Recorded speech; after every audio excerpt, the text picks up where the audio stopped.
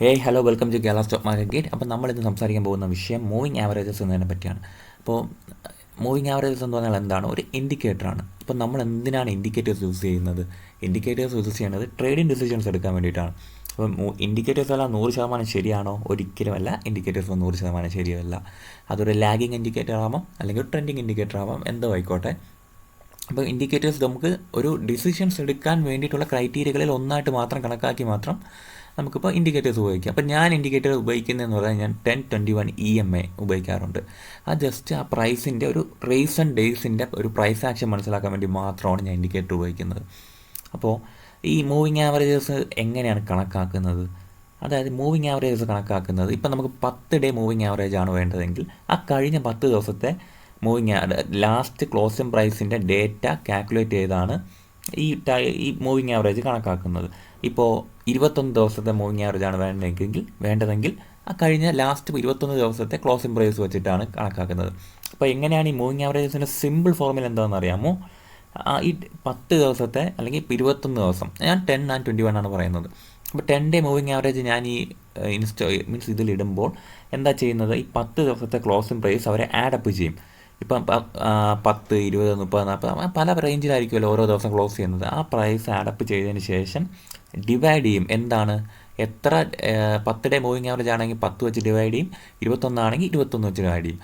Okay, സിമ്പിളാണ്. ഈ 10 ദിവസത്തെ ക്ലോസിംഗ് പ്രൈസ് ആദ്യം കൂട്ടുക ആൻഡ് ഡിവൈഡഡ് ബൈ നമ്മൾ എത്ര ദിവസത്തെയാണ് മൂവിങ് ആവറേജ് വേണ്ടത്, ആ ഒരു ഡേറ്റ മാത്രം ഇടുക.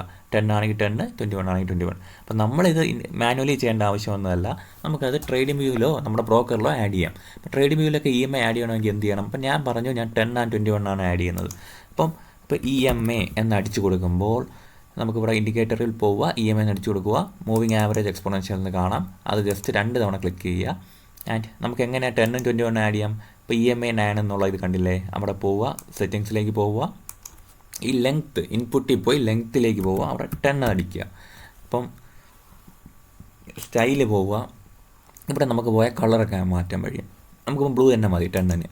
ഓക്കെ, അപ്പോൾ അടുത്തതിൽ ഞാൻ പോവുകയാണ്. അപ്പോൾ അടുത്ത 9 ഉണ്ടല്ലോ, അപ്പോൾ 10, 21 ആണ്. അപ്പോൾ 2 തവണ ആഡ് ചെയ്യണതിന് പകരം ഞാൻ 2 തവണ ക്ലിക്ക് ചെയ്ത് അപ്പോൾ തന്നെ ആഡ് ചെയ്തതേ ഉള്ളൂ. അപ്പോൾ 21 പോകുന്നു, ഇൻപുട്ടിൽ പോകുന്നു, ലെങ്ത്തിലേക്ക് പോകുന്നു, 21 ആഡ് ചെയ്യുന്നു. ഓക്കെ, കണ്ടോ, 10, 21 ആയി. ആൻഡ് നമുക്ക് വേണമെങ്കിൽ കളർ ജസ്റ്റ് മാറ്റി വയ്ക്കാം. 21 2 ബ്ലൂ ആയാൽ നമുക്കറിയാൻ പാടായിരിക്കും. കണ്ടില്ലേ?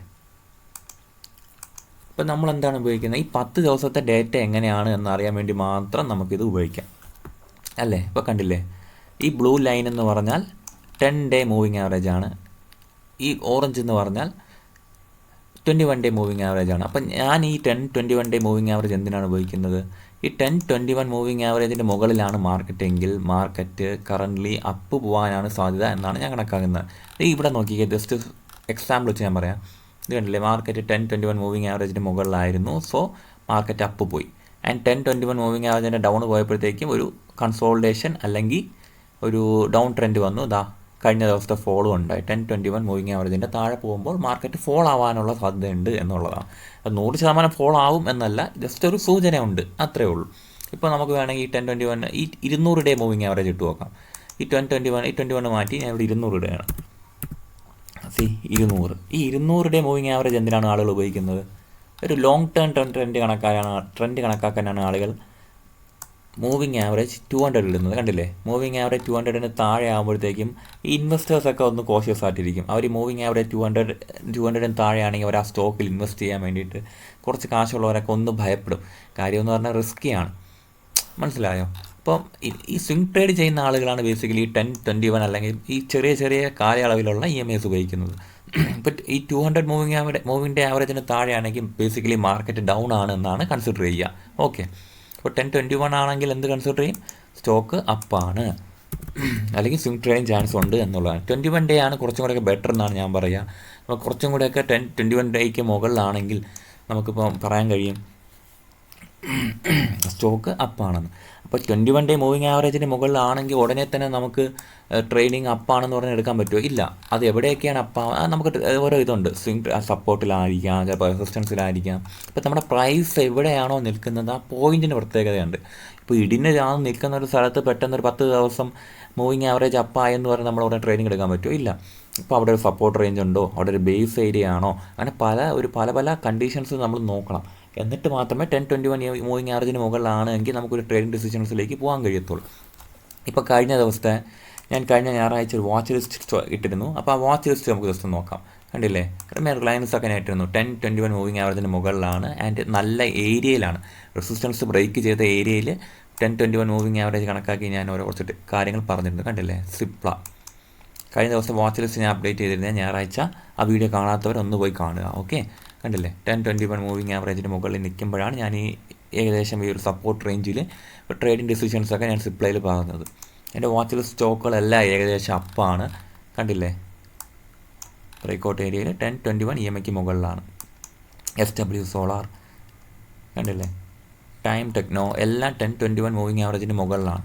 അപ്പോൾ ഇനിയുള്ള ദിവസങ്ങളിൽ ഈ ഒരു ഡിസിഷൻസ് ഈ ഒരു 10-21 മൂവിങ് ആവറേജിന് മുകളിലാണ് മാർക്കറ്റ് പ്ലേ ചെയ്യുന്നതെങ്കിൽ ഈ നമ്മുടെ സ്റ്റോക്കെല്ലാം ടാർഗറ്റ് ഹിറ്റ് ആവാനുള്ള സാധ്യതയുണ്ട്.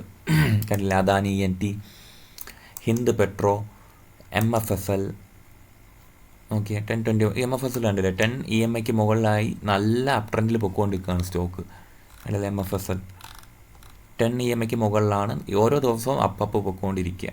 ഈ 10-21 താഴെ ക്ലോസ് ചെയ്യുകയാണെങ്കിൽ നമുക്കൊന്ന് പറയാം MFSL സ്റ്റോക്കിൽ ഒന്ന് കോച്ചസ് ആവണമെന്ന് പറയാം. ഓക്കെ, അപ്പം സിമ്പിളാണ്. എൻ്റെ ഒരു ട്രെൻഡ് ഫോളോയിങ് ഇൻഡിക്കേറ്ററാണ് മൂവിങ് ആവറേജസ്. അതുകൊണ്ട് ഞാൻ എടുക്കുന്ന ഡിസിഷൻസ് 10-21 EMAയ്ക്ക് മുകളിലാണെങ്കിൽ ഞാൻ ആ സ്റ്റോക്ക് അപ്പ് പോകാൻ വേണ്ടി അല്ലെങ്കിൽ ഒരു ട്രേഡിംഗ് പോസിബിലിറ്റി ഞാൻ നോക്കും. അത് ഉടനെ കയറി ചാടിക്കറി എടുക്കുകയല്ല, ഒരു നല്ല സപ്പോർട്ട് റേഞ്ചിലോ അല്ലെങ്കിൽ നല്ലൊരു ബ്രേക്കൗട്ട് സോണിലോ ആണെങ്കിൽ മാത്രം ഞാൻ 10-21 EMA ജസ്റ്റ് ഒന്ന് യൂസ് ചെയ്യും. അപ്പോൾ നിങ്ങളും മൂവിങ് ആവറേജസോ അല്ലെങ്കിൽ മറ്റെന്ത് ഇൻഡിക്കേറ്റേഴ്സോ വേണം ഉപയോഗിച്ചോളൂ. പക്ഷേ ചുമ്മാ കയറി ഉപയോഗിക്കരുത്. അതിന് ഇന്ന പോയിന്റ് നിങ്ങൾക്കൊരു റൂൾ വേണം. ഇന്ന സ്ഥലങ്ങളിൽ 10-21 EMAയ്ക്ക് മുകളിലാണ് എന്ന് നിങ്ങൾ ബാക്ക് ടെസ്റ്റ് ചെയ്ത് തീരുമാനം എടുത്തതിന് ശേഷം മാത്രം ഉപയോഗിക്കുക. ഓക്കെ, അപ്പോൾ ഇന്നത്തെ എൻ്റെ ട്രേഡിംഗ് ജേർണലിൻ്റെ എൻ്റെ ട്രേഡിംഗ് സെറ്റപ്പിൻ്റെ ഒരു ഭാഗം ഞാൻ വിശദീകരിച്ചതാണ്. അപ്പോൾ നിങ്ങൾക്ക് അതുകൊണ്ട് നിങ്ങളുടെ ഒരു ട്രേഡിംഗ് സെറ്റപ്പിലേക്ക് ഇതൊന്ന് വേണമെങ്കിൽ ഒന്ന് പകർത്താം. നിങ്ങൾക്ക് ട്രേഡിംഗ് ഡിസിഷൻസ് എടുക്കുമ്പോൾ ഈ 10-21 EMAയ്ക്ക് മുകളിലാണ് എന്നൊന്ന് ഉറപ്പ് വരുത്താം. അങ്ങനെയുള്ള സ്റ്റോക്കുകളിലൊക്കെ കുറച്ചും കൂടെ ട്രേഡിംഗ് പോസിബിലിറ്റി നോക്കിയാൽ നമുക്കൊരു വിൻ പ്രോബബിലിറ്റി കൂടാൻ സാധ്യതയുണ്ട്. ഓക്കെ, അപ്പോൾ താങ്ക് യു. അടുത്ത വീഡിയോ ആയിട്ട് ഞാൻ വരുന്നതായിരിക്കും.